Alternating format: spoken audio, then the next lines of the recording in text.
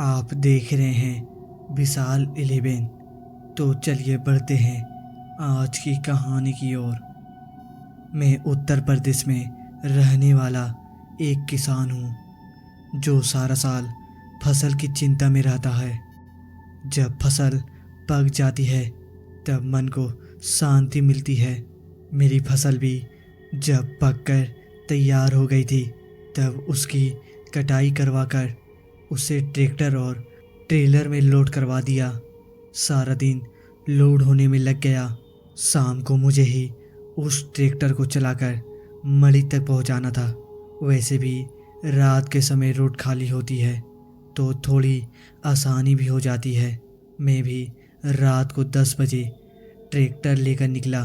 सफ़र 80 kilometre का था और इसमें 2 से 4 घंटे का समय लग जाता है क्योंकि सड़क भी बहुत ख़राब थी।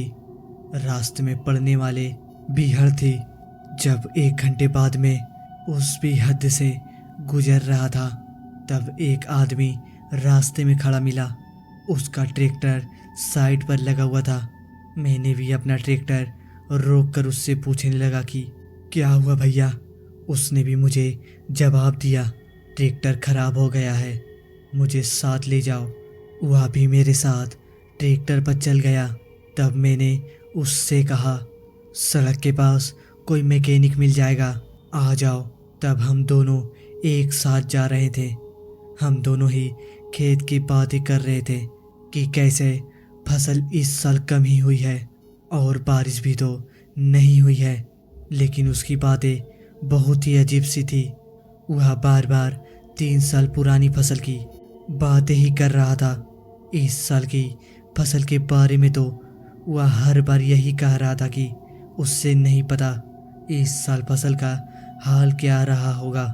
मैं भी हैरान था कि इस साल की बातें तो हर तरफ किसान कर रहा है।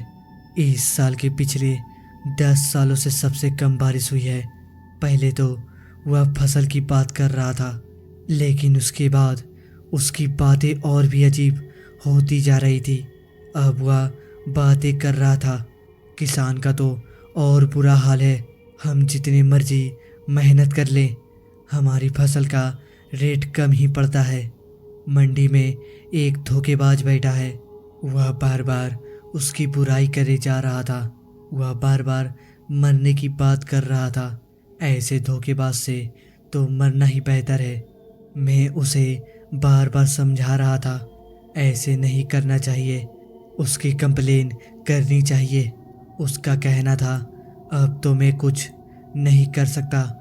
उसकी बातें धीरे धीरे अजीब होती जा रही थी। एक तो अंधेरा, ऊपर से बीहड़ में थोड़ा सा डर रहा था। मैं उसे यही कह रहा था, भाई ऐसी बात मत कर, यहाँ कोई भूत प्रेत पीछे पड़ जाएगा। उसका कहना था, भूत प्रेत कुछ नहीं होता, मैं इस पर यकीन नहीं करता। इसके बाद आप बस बीहड़ ख़त्म ही होने वाली थी। अब उसकी हरकतें बहुत ही ज़्यादा अजीब हो गई थी। वह बार बार ट्रैक्टर का स्टीयरिंग पकड़ रहा था। वह मुझे बार बार रोकने की कोशिश कर रहा था। वह नहीं चाहता था मैं फसल लेकर मंडी जाऊं। वह तो जैसे मेरे साथ ज़बरदस्ती करने लगा। तब खींचकर मैंने उससे कहा, अबे मरना है क्या। उसका जवाब बहुत डरावने वाला था। उसने कहा, और कितनी बार मरूंगा।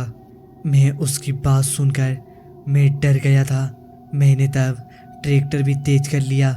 जब मैंने साइड देखा तो वह मेरे साथ था ही नहीं।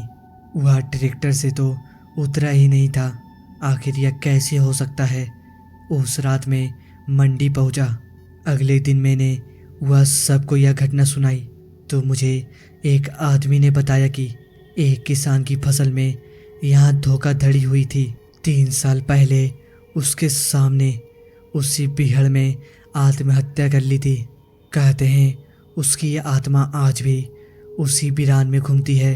जब मैंने पूछा कि उस आदमी के साथ क्या हुआ जिसने उसको धोखा दिया था, तो उसने बताया उसका एक्सीडेंट भी इसी बिरान में हो गया था। आज भी उस इंसान का चेहरा मेरी आंखों के सामने ही आता रहता है।